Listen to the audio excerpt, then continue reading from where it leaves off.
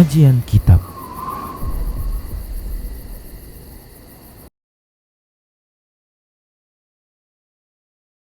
Bismillah, assalamualaikum warahmatullahi wabarakatuh. Innal hamdalillah nahmaduhu wa nasta'inuhu wa nastaghfiruh wa na'udzu billahi min shururi anfusina wa min sayyiati a'malina. Man yahdihillah fala mudhillalah wa man yudlilhu fala hadiyalah.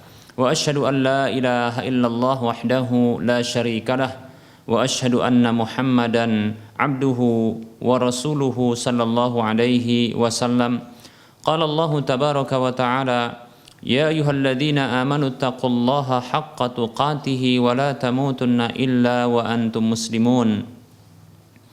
Ya ayyuhan nasu taqu rabbakumul ladzi khalaqakum min nafsin wahidah wa khalaqa minha zawjaha wa bassa minhuma rijalan katsiran wa nisaa'a wattaqullaha alladzi tasaaluna bihi wal arham innallaha kana 'alaikum raqiba. Ya ayyuhalladzina amanu taqullaha wa qulu qawlan sadida yuslih lakum a'malakum wa yaghfir lakum dhunubakum wa may yuti'illaha wa rasulahu faqad faza fawzan 'azima. Amma ba'd, fa inna asdaqal hadisi kitabullah wa khairal huda huda Rasulillah sallallahu alaihi wasallam wa syarral umuri muhdatsatuha wa kullu muhdatsatin bid'ah wa kullu bid'atin dhalalah wa kullu dhalalatin finnar. Alhamdulillah, kita bersyukur kepada Allah Subhanahu wa taala yang masih memberikan berbagai kenikmatan kepada kita. Selawat dan salam tak lupa kita ucapkan untuk Nabi kita tercinta Nabi Muhammad sallallahu alaihi wasallam. Semoga Allah Subhanahu wa taala mewafatkan kita di atas ketaatan kepada Rasulnya. Amin ya rabbal alamin.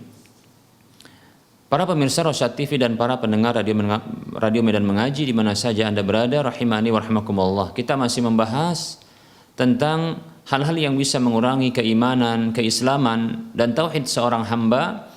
Dan di antara hal yang bisa mengurangi keimanan dan tauhid seorang hamba adalah perkara baru di dalam agama yang disebut dengan kebid'ahan. Al-bid'ah, bid'ah. Sedikit kita kembali mengulang, barangkali ada di antara kaum muslimin yang baru saja bergabung untuk melihat kajian ya atau media Rosyad TV ini, lalu baru mengetahui tentang apa yang kita sampaikan, maka ada baiknya saya senantiasa untuk mengulangi perkara yang penting ini agar tidak keliru dipahami oleh kaum muslimin. Bid'ah secara bahasa, dan ini bukanlah bid'ah yang diinginkan secara syar'i, bukanlah bid'ah yang dipahami atau yang diungkapkan oleh Nabi Shallallahu Alaihi Wasallam dengan ungkapan beliau wa kullu bid'atin dhalalah, dan setiap bid'ah adalah kesesatan.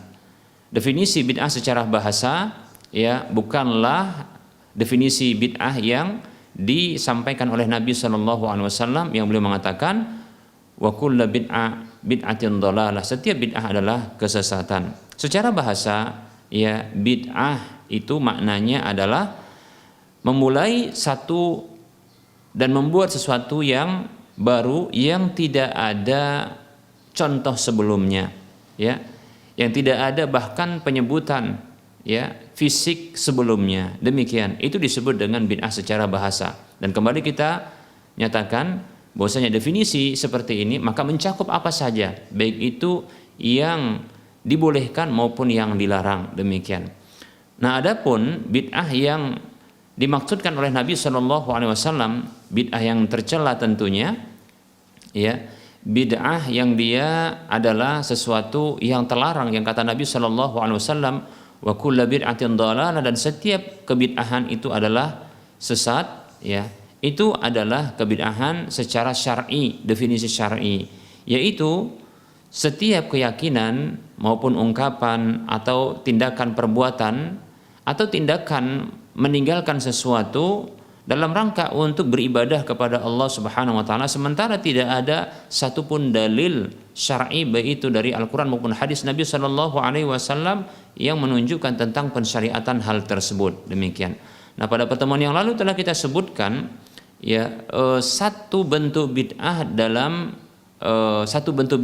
yaitu dalam keyakinan, bid'ah yang berkaitan dengan keyakinan, dan itu sudah kita jelaskan pada pertemuan yang lalu.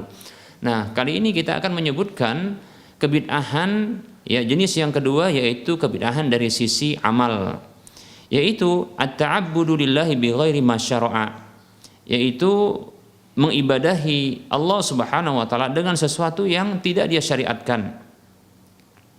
Wa dzalika bi ihdasi ibadatin lam tusyra', yang demikian itu dengan mengadakan satu ibadah yang tidak pernah disyariatkan. Awiz ziyadati awin naqsi fi ibadatin masyru'atin, atau dengan menambahkan atau mengurangi pada ibadah yang telah disyariatkan. Awil ityani bil ibadati ala sifatin muhdatsatin, atau mendatangkan sebuah bentuk ibadah ya dengan tata cara yang dibuat-buat. Awil muwadhafati ala ibadatin masyru'atin fi waqtin muayyanatin, atau dengan memberlakukan secara terus-menerus untuk sebuah ibadah yang disyariatkan, padahal dilakukan ya ibadah itu mestinya di satu waktu saja, di waktu yang tertentu, namun ini diberlanjutkan, yaitu diteruskan untuk dilakukan, padahal mestinya tidak demikian ya.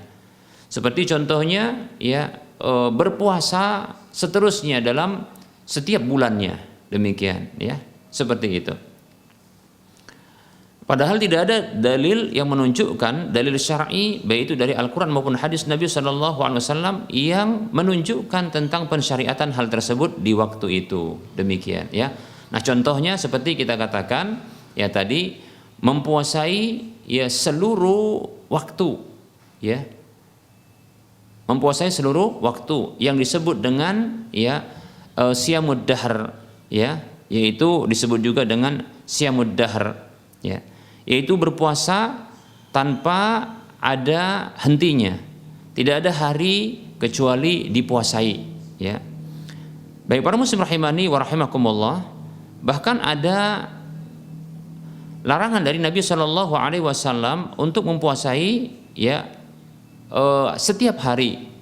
Ada larangan dari Nabi Shallallahu alaihi wasallam ya untuk berpuasa ya seterusnya ya.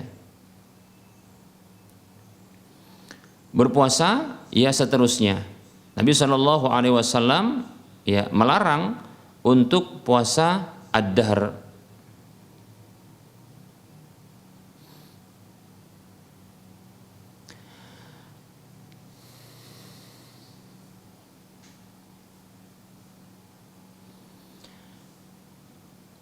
Baik para muslim rahimani wa rahimakumullah.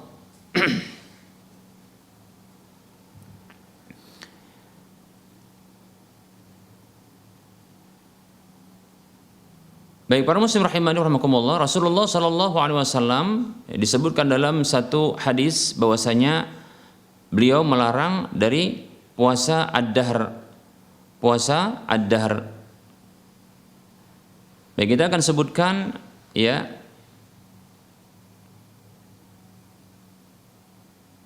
puasa, larangan tentang puasa ad-dahr ini.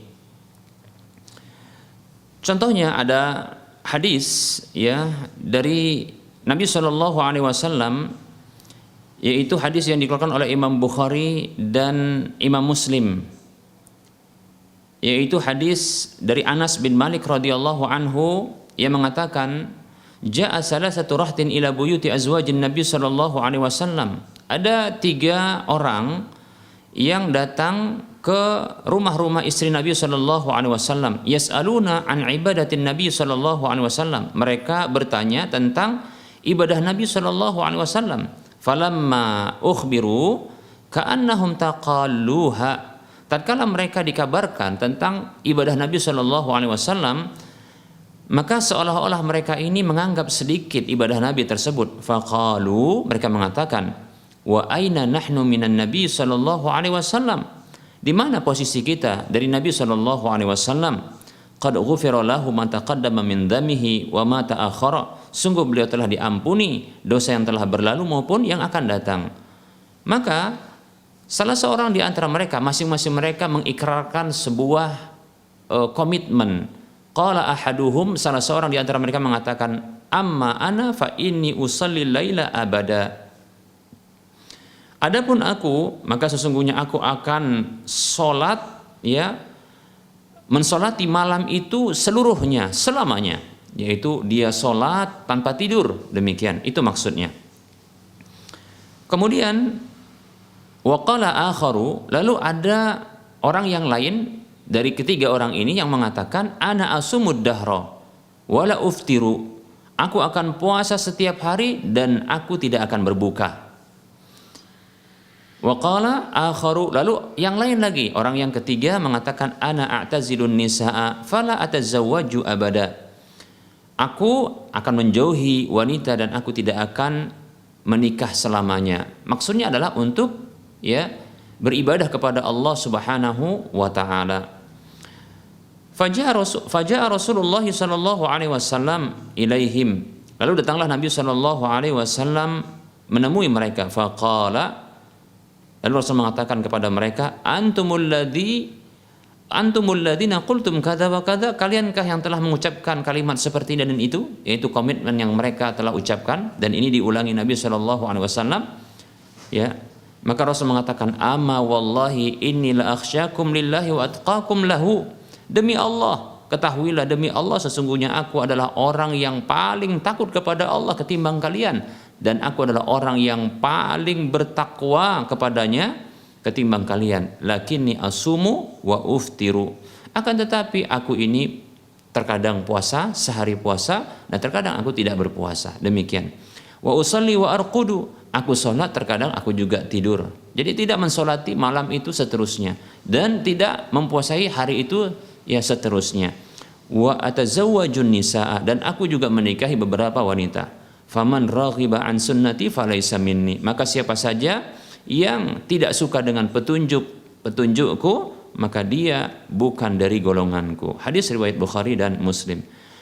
Demikian para muslim rahimani wa rahimakumullah, ya.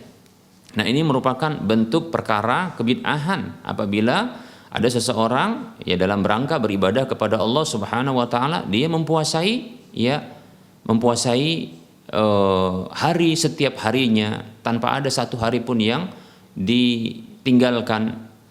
Kalaupun dia mengetahui ada hari-hari yang terlarang seperti contohnya hari raya Idul Fitri dan Idul Adha, maka dia tidak mempuasainya, demikian, ya. Dan seterusnya, ya. Namun dia terus mempuasai hari-hari tersebut, maka ketahuilah di sini ada larangan Nabi Shallallahu alaihi wasallam, ya. Bahkan Rasul mengancam, ya, siapa saja yang tidak suka dengan petunjukku, maka dia bukan dari golonganku, seperti itu. Demikian pula kalau seandainya ada orang yang beribadah kepada Allah Subhanahu wa taala, ya, tanpa dia menikah, dan ini merupakan bentuk ibadahnya orang-orang, ya, orang-orang ahli kitab di zaman dahulu, ya, para rahib, ya, dan ini sudah dihapus oleh Nabi sallallahu alaihi wasallam dengan hadis yang kita sebutkan ini, ya. Bahwasanya tidak ada, ya, bentuk, ya, i'tizal, ya, atau menyepi, menyendiri, ya, menyepi dan menyendiri untuk beribadah, ya, kepada Allah Subhanahu wa taala, ya.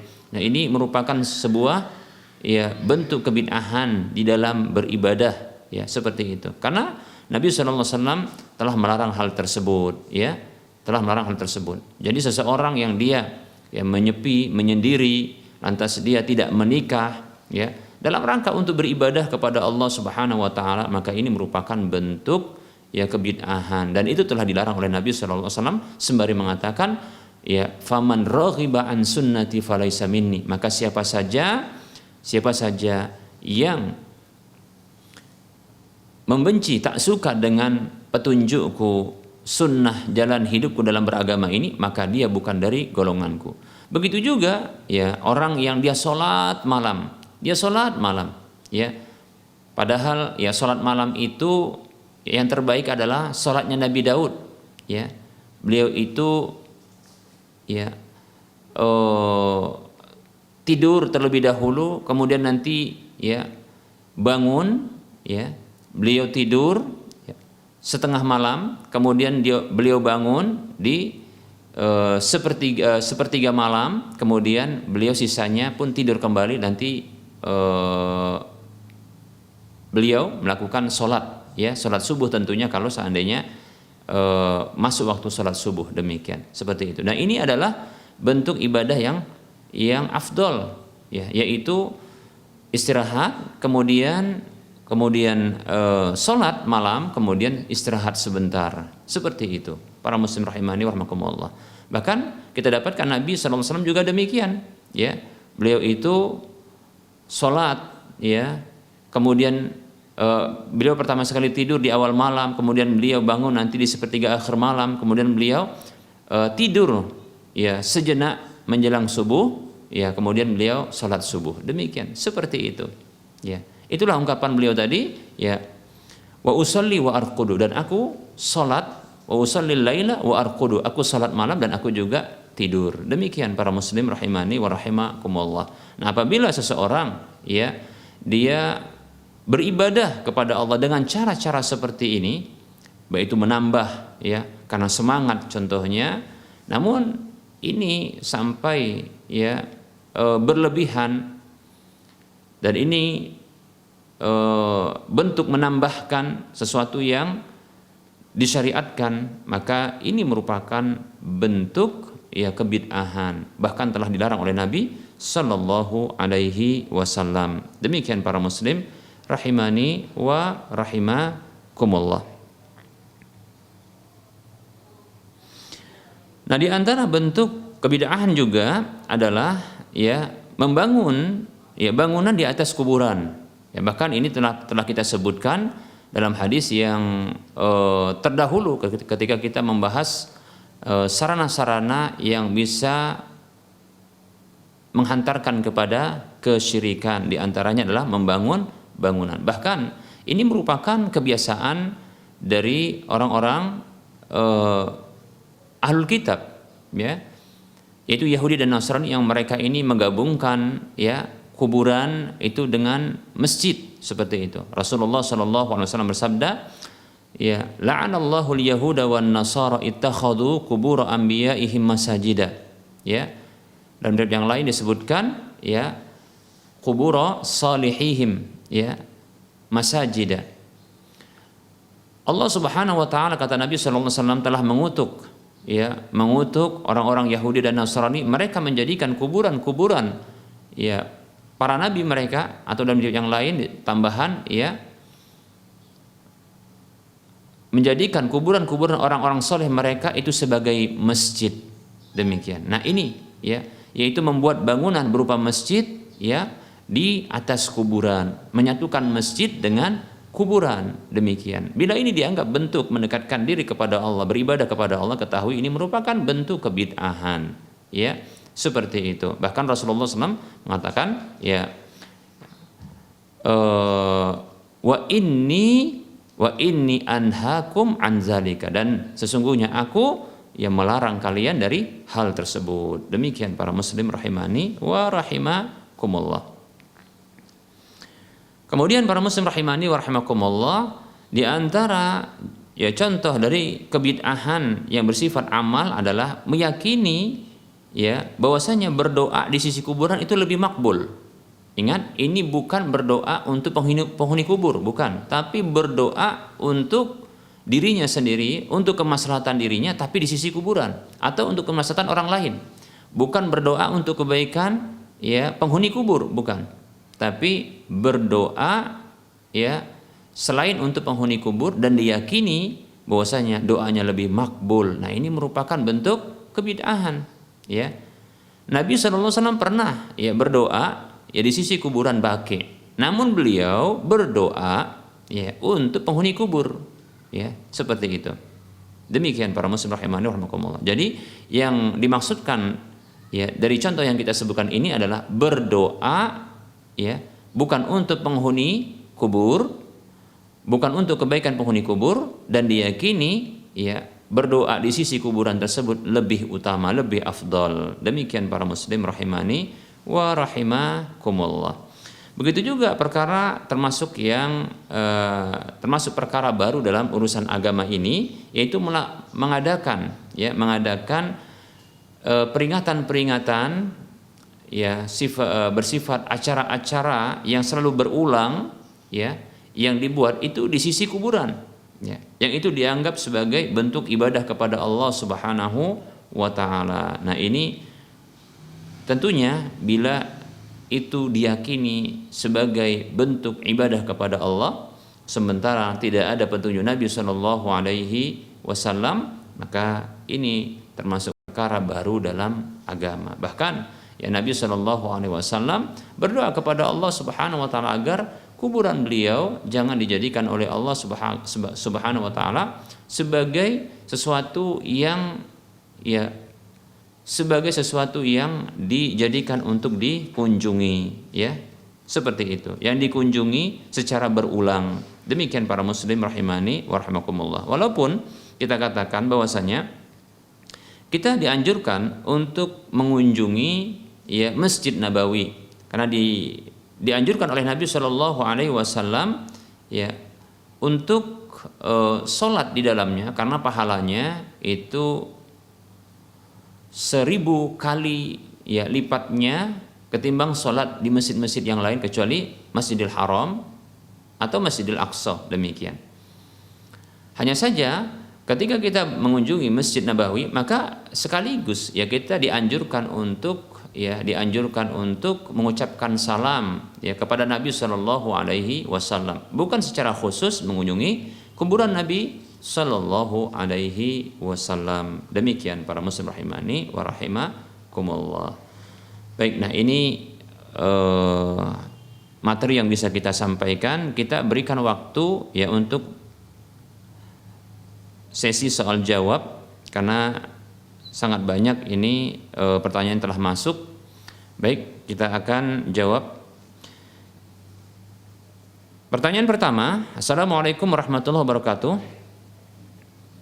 Saya ingin bertanya Ustadz, saya memiliki keponakan perempuan yang baru berumur 1 bulan. Ya, terkadang ketika saya menggendongnya, saya terkena kotoran dari BAB-nya. Ya. Kemudian, bagaimana cara membersihkan najis dari kotoran bayi tersebut? Apakah cukup dicuci di bagian yang terkena kotoran saja? Jazakallahu khaira. Waalaikumsalam warahmatullahi wabarakatuh. Wa anta fajazakallahu khaira, atau wa anti fajazakillahu khaira. Baik ya, perlu kita ketahui bahwasanya kotoran feses manusia, maka sepakat para ulama kotoran feses manusia yang disebut dengan BAB ya, atau kita katakanlah mungkin tinja ya dari manusia itu, baik itu yang besar maupun yang kecil ya, bayi maupun orang dewasa, maka ini disepakati oleh para ulama bahwasanya itu najis ya, najis. Demikian. Seperti itu. Adapun air seninya atau kita sebut dengan air kencingnya, maka di sini dibedakan antara bayi laki-laki dengan bayi perempuan. Ya. Dalam sebuah hadis Nabi Shallallahu Alaihi Wasallam, ya hadis yang dikeluarkan oleh Imam Abu Daud, Nasai dan yang lainnya, disahihkan oleh Syekh Al-Albani rahimahullahu taala, Rasulullah Shallallahu Alaihi Wasallam bersabda, yughsalu min baulil jariyati wa yurashu min baulil ghulami. Kata Nabi SAW, dicuci ya dari air seni bayi perempuan dan diciprati ya dengan air tentunya dari air seni bayi laki-laki. Demikian, seperti itu. Nah, tentunya bayi-bayi ini adalah bayi yang dia masih menyusu ASI dari ibunya. Demikian. Baik, para muslim rahimani rahimakumullah, ini hadis yang sahih. Jadi kita simpulkan bahwa ya feses bayi maupun orang dewasa maka itu najis ya. Demikian pula air seni bayi ataupun orang dewasa itu juga najis. Hanya saja untuk bayi laki-laki yang masih ASI, ya, asupannya masih ASI, maka ini disebut dengan najis, ya, yang ringan, ya. Disebut dengan najis yang ringan, yaitu an-najasatul mukhaffafah, najis yang dia ringan.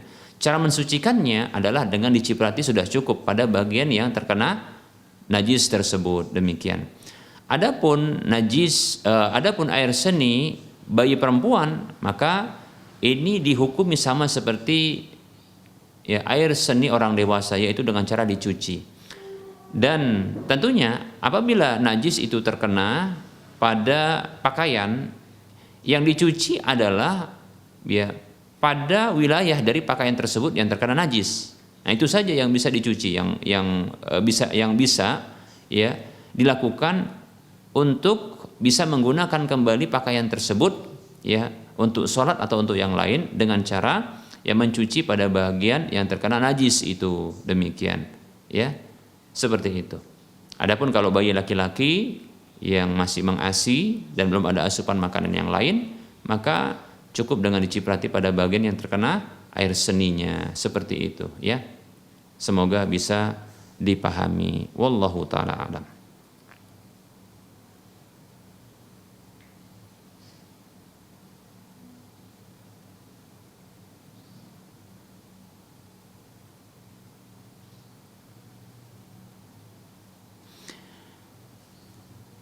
Baik, ada pertanyaan.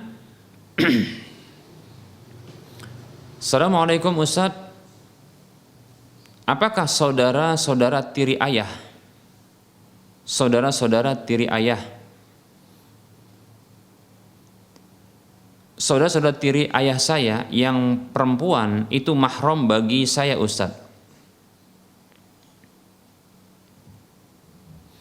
Kasusnya begini, ayah saya punya ibu, nenek, ya, nenek saya yang menikah 2 kali.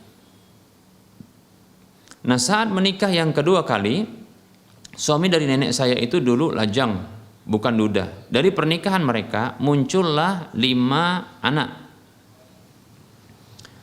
Muncullah 5 anak. 2 laki-laki, 3 perempuan. Nah, yang perempuan ini apakah mahram bagi saya? Ya, apakah yang perempuan ini mahram bagi saya? Jadi yang bertanya ini adalah laki-laki, ya. Jadi ayah saya adalah anak dari nenek saya, ya, dari suami yang pertama. Sementara yang 5 tadi dari suami yang kedua. Mohon jawabannya Ustaz. Berarti, ya, ini bukan saudara tiri namanya, ya. Ini bukan saudara tiri. Karena ini namanya saudara seibu, ya. Ini namanya saudara seibu. Ya, baik. Nanti kita akan jelaskan. Ini berbeda, ini bukan saudara tiri, ya. Kita lanjutkan dulu, ya. Sementara kasusnya di saya juga dulu adalah anak hasil di luar nikah Ustaz. Apakah tetap mahram dengan saudara ayah saya yang perempuan dari lain laki-laki, lain kakek itu? Demikian. Sementara yang saya pahami, anak di luar nikah ini kan anak yang terputus nasab ke ayah biologisnya. Mohon jawaban yang benar Ustadz, soalnya masalah ini membingungkan saya. Waalaikumsalam warahmatullahi wabarakatuh. Nah, di sini perlu kita dudukkan permasalahannya. Sesungguhnya, ya, saudara-saudara yang lahir dari ibu maupun dari ibu namun lain bapak, maka ini bukanlah saudara tiri, tapi disebut dengan saudara seibu, ya, saudara seibu. Nah, antar saudara seibu ini, maka satu dengan yang lainnya ini adalah mahram, ya, saudara seibu, ya, saudara seibu, maka ini mahram, ya, baik itu, ya, laki dengan perempuan, perempuan dengan laki, maka ini, ya, mahram, demikian. Hanya saja permasalahannya adalah dari anak, ya, anak saudara seibu ini yang lahir di luar nikah, apakah ini mahram? Demikian. Nah, disinilah yang terjadi perbedaan pendapat. Wallahu taala alam. Ya, yang saya pahami di sini ada perbedaan pendapat. Ya, seperti itu. Berarti ini pertanyaannya adalah dengan bibi, ya, bibi saudara, ya, ayah yang seibu, saudara seibu bagi ayah, demikian. Ya, kalau seandainya sang penanya ini adalah laki-laki yang lahir dari pernikahan yang sah, maka tentunya ya saudara seibu atau saudari seibu ayah ini adalah mahram. Tapi permasalahannya adalah ya sang penanya ini adalah seorang yang lahir di luar nikah. Apakah jadi mahram dengan bibinya? Wallahu taala alam. Sepertinya di sini ada perbedaan pendapat, ya, seperti di sini ada perbedaan pendapat, ya, demikian. Apakah mahram ataukah tidak? Karena sesungguhnya yang terputus adalah dari sisi penasapan, ya, dari sisi nasab, ya, demikian. Dari sisi nasab, begitu juga dari sisi perwalian, begitu juga dari sisi warisan, demikian. Apakah lantas dari sisi kemahroman ini masih? Karena para ulama mereka berbeda pendapat, ya, apakah ayah biologis ini boleh menikahi, ya, putri biologisnya, demikian. Nah, di sini terjadi perbedaan pendapat di kalangan para ulama, setahu saya demikian. Nah, maka dalam hal ini juga terjadi perbedaan pendapat. Wallahu taala alam. Sebaiknya mungkin berhati-hati, ya. Saya sarankan kepada sang penanya ini untuk berhati-hati, tidak bersentuhan dengan, ya, saudari seibu bagi ayah, ya, untuk berhati-hati, ya, untuk tidak bersentuhan, ya, karena dalam hal ini setahu saya ada perbedaan pendapat di kalangan para ulama. Maka jalan yang berhati-hati adalah tidak bersentuhan dengannya, demikian. Wallahu taala a'lam.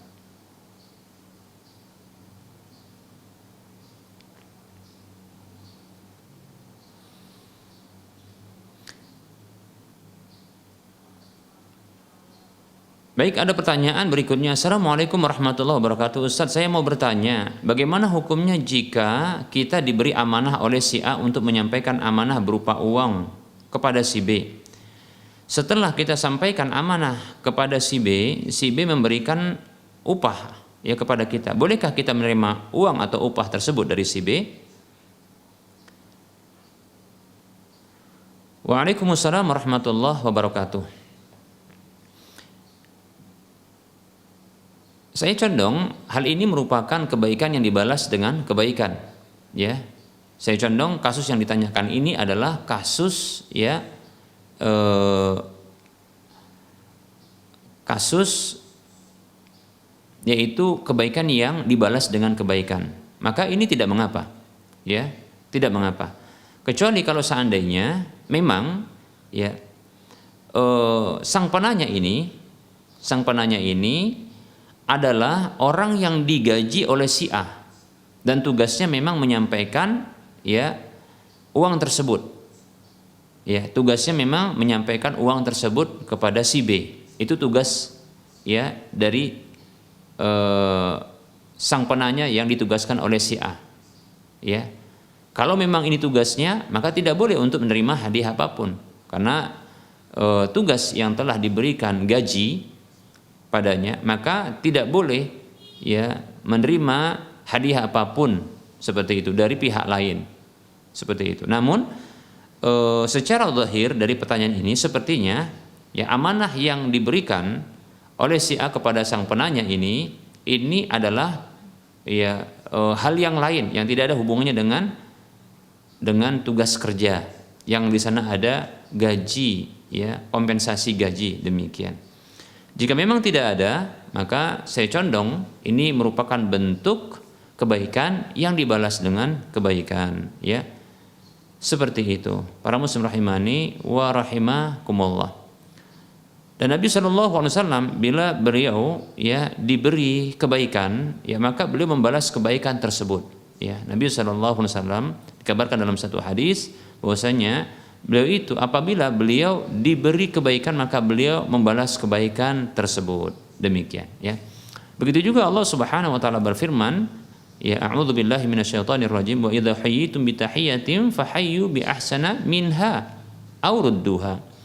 Apabila kalian diberi penghormatan dengan sebuah penghormatan, maka balaslah penghormatan itu dengan yang lebih baik atau yang semisalnya. Demikian ya. Jadi insya Allah tidak masalah kalau mau diterima, dan lebih baik ya untuk menjaga keikhlasan ya, tentunya tidak diterima itu barangkali lebih baik seperti itu. Namun kalau diterima maka tidaklah masalah yaitu tidak menodai insyaallah taala ya kebaikan yang sudah tadinya diikhlaskan. Memang diniatkan untuk ikhlas ya, membantu saudara sesama. Demikian, wallahu taala a'lam.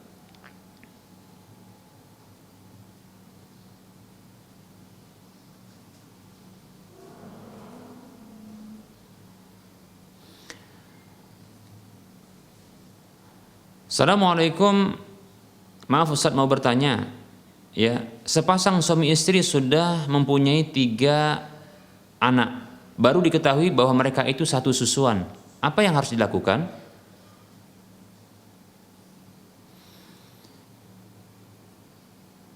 Waalaikumsalam warahmatullahi wabarakatuh. Ya, yang harus dilakukan ya pada kasus seperti ini adalah dipastikan terlebih dahulu tentang susuan, ya jumlah susuan yang pernah diterima oleh masing-masing mereka dari ibu susu. Ya, maka mereka harus ditanya, mereka harus bertanya kepada ibu susu, ya berapa kali ya mereka masing-masing disusui oleh ibu susu. Demikian. Para ulama mereka berbeda pendapat tentang jumlah susuan yang ini mengharamkan. Ada pendapat yang mengatakan 1 saja sudah cukup, ada yang berpendapat 3 sudah cukup, ada berpendapat 5 sudah cukup, kemudian ada berpendapat 10 sudah cukup. Demikian, maksudnya sudah cukup untuk menjadikan mahram.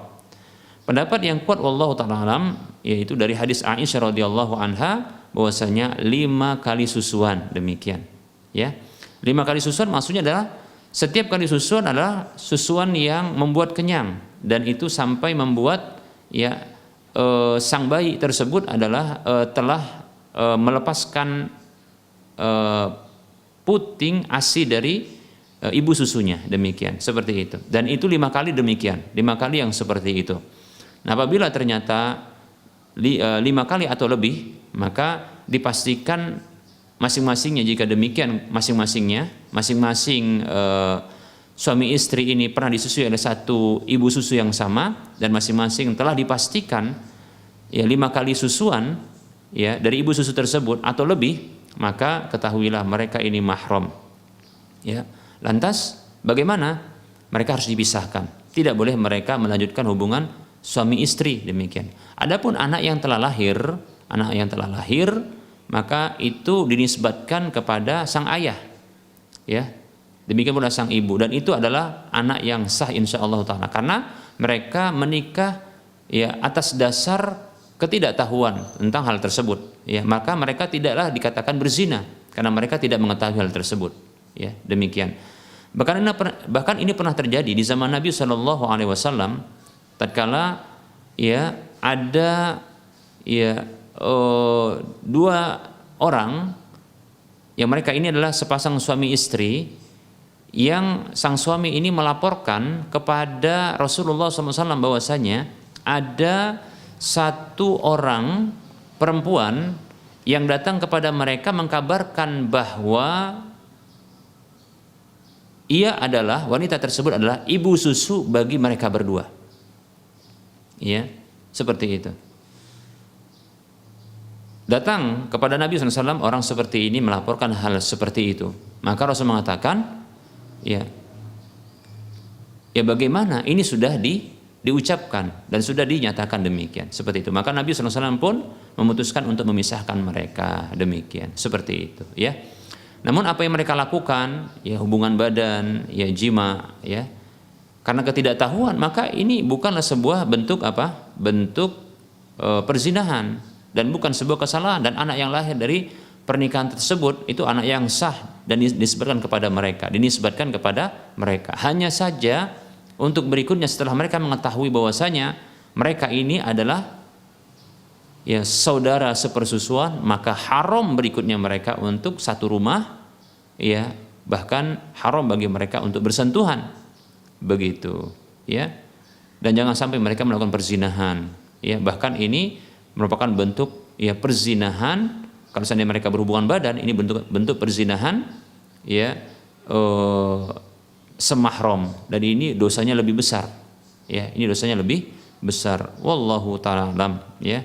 Maka sebaiknya mereka, bukan sebaiknya, memang wajib bagi mereka untuk berpisah, demikian, ya. Wallahu ta'ala a'lam. Tapi pastikan dulu ya tentang jumlah susuan kepada masing-masing mereka dari ibu susu tersebut. Wallahu a'lam.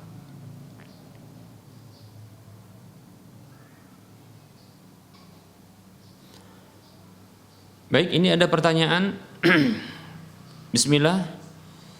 Maaf Ustaz, mohon dijelaskan tentang bagaimana seharusnya seorang ibu mendidik putra-putrinya di zaman sekarang ini. Barakallahu fikum, Ustaz.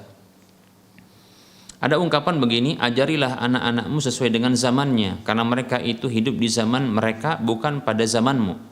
Sesungguhnya mereka diciptakan untuk zamannya, sedangkan kalian diciptakan untuk zaman kalian. Ungkapan ini katanya dinisbatkan kepada Ali bin Abi Thalib. Baik, ya. Baik. Ya, bismillah. Kita katakan bila benar ini ungkapan Ali bin Abi Thalib radhiyallahu anhu, ya, maka dipahami dari ungkapan ini maksudnya adalah ya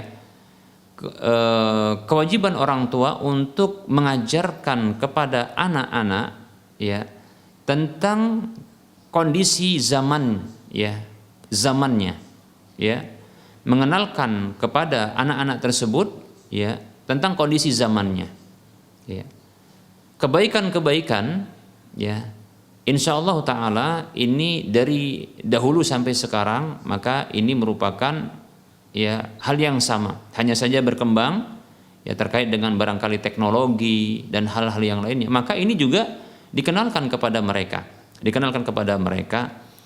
ya seperti itu. Hanya saja perkara-perkara keburukan, dan ini tentunya lebih variatif sifatnya, karena syaitan tentunya lebih paham ya bagaimana cara menyesatkan musuh-musuh bebuyutannya, yaitu anak-anak manusia, ya dengan cara-cara yang baru, demikian. Oleh karenanya bila seorang tua mengetahui ya keburukan-keburukan, maka disampaikan kepada anak keburukan tersebut ya agar untuk dihindari, demikian. Atau bila anak tersebut berinteraksi dengan dunia luar atau orang luar atau apa saja yang dari luar, namun mendapatkan hal itu merupakan keburukan, maka hendaknya itu diberitahu bahwasanya itu merupakan keburukan dan dampaknya juga merupakan keburukan. Lalu ya didik anak tersebut untuk bisa menghindarkan keburukan tersebut, demikian, seperti itu.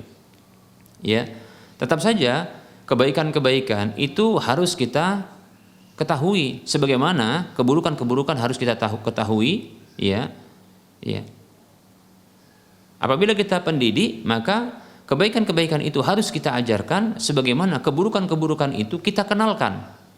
Namun untuk dijauhkan. Adapun kebaikan kita motivasi, ya. Anak-anak yang menjadi kewajiban bagi kita untuk mendidiknya itu agar melakukan kebaikan tersebut. Hudzaifah ibnul Yaman radhiyallahu anhu pernah mengatakan, "Kana an-nasu yas'aluna Rasulullah sallallahu alaihi wasallam 'anil khairi."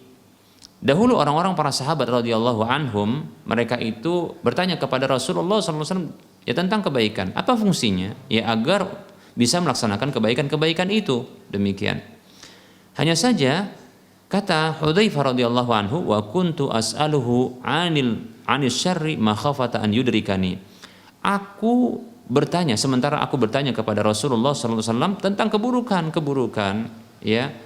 Aku khawatirkan keburukan itu menimpaku. Jadi, ya, tidak akan sempurna sebuah kebaikan kecuali dikenali juga keburukan lawannya. Kebaikan dikenali dan dipelajari untuk dikerjakan, ya, dan dilakukan, ya. Sementara keburukan-keburukan ya dikenali, dipelajari, adalah untuk dihindarkan, untuk dijauhkan. Demikian, seperti itu, ya. Demikian kata para ulama, wa bididdiha tatabayyanul asya, dengan lawannya maka akan semakin jelaslah segala sesuatu itu. Demikian, ya. Kebaikan akan semakin jelas ketika dikenali keburukan-keburukan yang menjadi lawannya, sehingga itu mudah untuk bisa ditinggalkan, tentunya dengan petunjuk, dengan memohon bantuan dari Allah Subhanahu wa taala. Wallahu taala a'lam. Wa fik barakallah.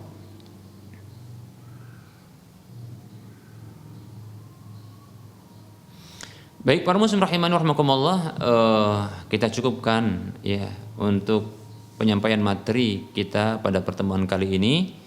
Ya, mohon maaf atas segala kekurangan dan kesalahan, juga keterlambatan waktu. Ya, tadi ada kebetulan penyelenggaraan jenazah yang harus saya terlibat di dalamnya, sehingga saya telat ya untuk hadir menyampaikan materi di waktu yang semestinya.